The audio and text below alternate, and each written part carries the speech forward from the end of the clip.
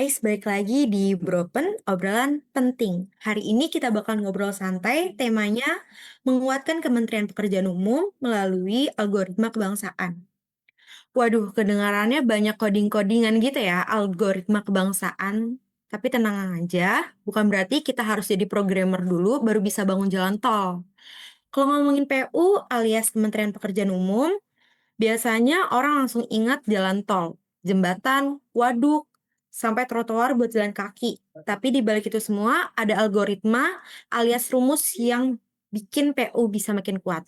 Nah, itu yang bakalan kita ulik bareng hari ini. Dan saya nggak sendirian, udah ada abang-abang keren di sini. Bang Taufik, Bang Musli, Bang Zubair, sama Bang Adit. Gimana? Udah bisa dimulai? Ya, Siap. Oke, kita langsung gas aja ya. Nah, sebelumnya bahas algoritma yang ribet-ribet, kita flashback dulu. Rasanya gimana sih jadi CPNS PU pertama kalinya? kalau saya sih waktu pertama kali ya, pas disuruh ini sih nggak tahu mau ngapain. Cuman ada senior-senior yang bantu saya mengarahkan apa yang perlu dikerjakan, sehingga bisa membuat saya lebih mengerti tentang tugas dan tanggung jawab saya di jabatan saya. Oh gitu. Kalau saya sih dulu awal-awal bingung nih, karena belum pernah kerja di pemerintahan, sebelumnya kan swasta kan. Jadi awal-awal waktu CPNS tuh dulu bingung, terus tiba-tiba disuruh jadi host, ya begitulah, udah kayak ospek begitu. Belum lagi ini ya, kita harus beradaptasi dengan birokrasi. Tapi justru di sini saya sendiri bisa langsung ikut terjun, benar-benar berkontribusi. Serunya lagi banyak kesempatan, banyak hal baru yang bisa saya pelajari, dapat tantangan baru juga kan. Nah, terus dari itu semua akhirnya kerjaannya nggak monoton. Paling bikin puas sih rasa bangga karena apa yang kita kerjakan itu bisa langsung dirasakan manfaatnya oleh masyarakat banyak. Tapi jujur itu seru sih gitu. Saya yang awalnya bekerja di swasta gitu ya, yang memang dihadapkan dengan mesin-mesin, yang memang fokus ke industri gitu. Tapi sekarang dengan sudah masuk ke bagian Kementerian PU ini, kita ini langsung berhadapan langsung gitu dengan masyarakat. Wah, gini ya kerja di kementerian yang langsung berinteraksi dengan masyarakat. Kalau aku sih seperti itu ya. Wah, ternyata banyak cerita unik juga ya. Jadi bukan cuma soal kerjaan teknis, tapi juga soal gimana kita beradaptasi dengan budaya kerja. Kalau ngomongin PU sendiri, kenapa sih perannya vital banget dalam kehidupan sehari-hari kita? Eh, Namanya juga kan Kementerian Pekerjaan Umum. Jadi itu ibarat tulang punggung pembangunan di negeri kita. Mulai dari pembangunan jalan, jembatan, akses air bersih, sanitasi, semua kan masuk dalam lingkup pekerjaan PU. Ibaratnya kalau jembatan mulus, pasti jalur ekonomi akan berjalan dengan mulus juga. Benar, jadi algoritma kebangsaan itu butuh jalan mulus biar outputnya nggak error. Tapi bukan cuma bangunan fisik sih sebenarnya, jadi infrastruktur bagus tuh bikin masyarakat percaya sama pemerintah. Kepercayaan tuh kayak password wifi lah ibaratnya tuh. Kalau lupa tuh nggak bisa connect kita, ya kan? Nah, nah itulah modal sosial kita kayak sinyal wifi kan. Kalau kuat, semua bisa terhubung sehingga kolaborasinya itu jadi lancar. Bentar-bentar, tapi kita udah banyak ngomongin soal algoritma kebangsaan, tapi kayaknya kita perlu jelasin dulu deh. Apa sih yang dimaksud algoritma kebangsaan? Kalau bahasa gampangnya ya, algoritma itu kan rumus atau langkah-langkah sistematis untuk menyelesaikan suatu masalah. Nah, jika makanya algoritma kebangsaan itu ibarat rumus untuk bersama-sama bangsa Indonesia tetap bersatu, maju, juga sejahtera. Ya, saya setuju juga tuh dengan Bang Topik. Jadi isinya tuh nilai-nilai dasar kayak integritas, gotong royong, keadilan, terus apa lagi? Motivasi atau inovasi dan semangat bela negara. Nah, jadi kalau program komputer itu punya kode, bangsa ini tuh punya kode kebangsaan yang ngebentuk arah pembangunan gitu. Nah, betul. Saya juga setuju apa yang dibilang sama Bang Musli. Kalau di Kementerian PU itu sendiri, algoritma kebangsaan itu diterjemahkan jadi kerja nyata.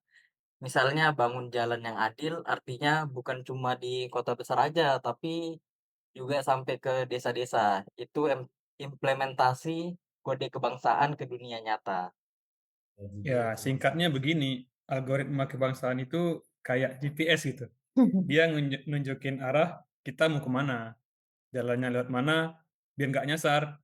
Nah, PU tugasnya bikin jalannya mulus, biar bangsa ini bisa sampai tujuan dengan cepat dan aman. Wah, jelas banget ya. Jadi algoritma kebangsaan itu rumusnya bangsa, GPS kebangsaan, bahkan password buat connect ke masa depan, keren juga analoginya. Nah, tapi setiap sistem pasti ada bug-nya. Menurut Abang, tantangan PU apa aja sih? Sebenarnya tantangan di Kementerian PU sendiri itu kan banyak ya. Tapi yang pertama itu ekspektasi masyarakat ke Kementerian PU yang semakin tinggi. Yang kedua ada perkembangan teknologi dan paling penting itu integritas. Tanpa itu semua kerja keras kita itu bisa sia-sia. Ibaratnya ketika integritas error ya langsung crash semuanya kan. Waduh, crash system ya. Jadi bukan cuma bangunannya yang kuat, tapi mental dan moralnya juga harus kuat. Betul, ditambah lagi PU kan nggak bisa bisa kerja sendirian kan gitu. Ibaratnya kalau kita mau main Mobile Legends nih, kita cuma sendirian, solo rank gitu. Ah, kalau harus kolaborasinya nggak cocok, ya bahkan akan juga nggak jalan dengan lancar gitu. Bahkan itu berefek juga nantinya ke masyarakat. Oh, benar juga ya. Kadang juga suka mikir kayak, ah itu kerjaan PU. Padahal kalau nggak ada dukungan dari daerah dan masyarakat, juga susah jalannya ya. Ya, setuju sih. Dan jangan lupa digitalisasi. Jadi kalau kita sekarang masih kerjanya manual terus, jadi kalau ibaratnya tuh kita masih main PS1 di era yang sekarang tuh udah PS5 gitu. Ketinggalan jauh. Analoginya gokil juga. Jadi intinya jangan sampai kita stuck di Windows XP padahal dunia udah pakai Windows 11.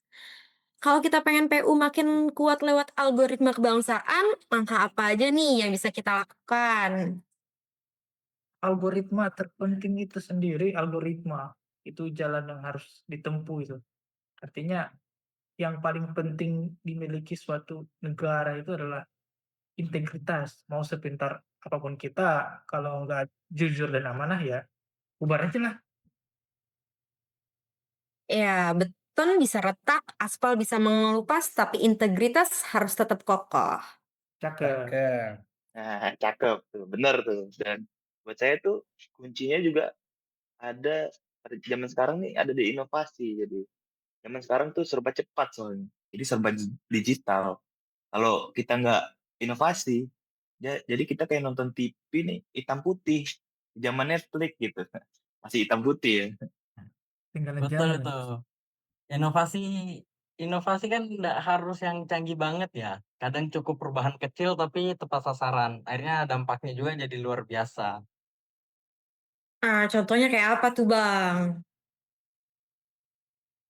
Jadi misalnya nih aplikasi monitoring proyek atau sistem laporan online. Jadi lebih transparan, lebih cepat juga dan bisa dikontrol gitu, sama-sama kontrol. Nah, itu kan otomatis bikin masyarakat juga lebih percaya sama kita gitu, Kementerian PU. Tapi jangan lupa yang jalankan inovasi itu SDM-nya. Jadi menurut saya pengembangan kapasitas SDM itu sangat penting. Kita harus terus belajar, upgrade skill, biar nggak kalah sama perubahan zaman.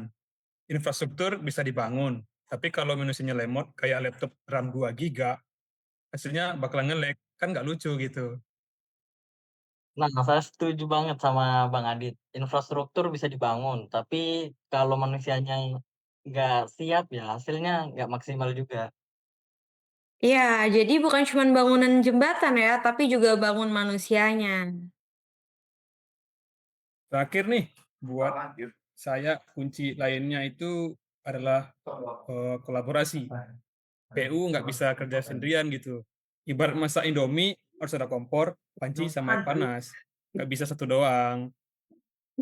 Iya benar. Jadi kalau keempat algoritma kebangsaan jalan, outputnya PU makin solid.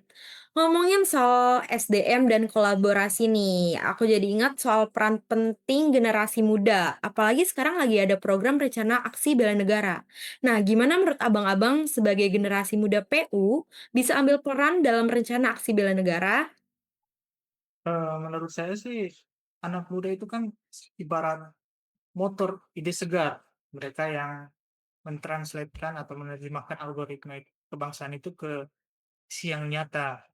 Bela negara itu kan bukan selalu harus ikut perang, angkat senjata, tapi harus berupa kontribusi nyata di bidang kerja kita.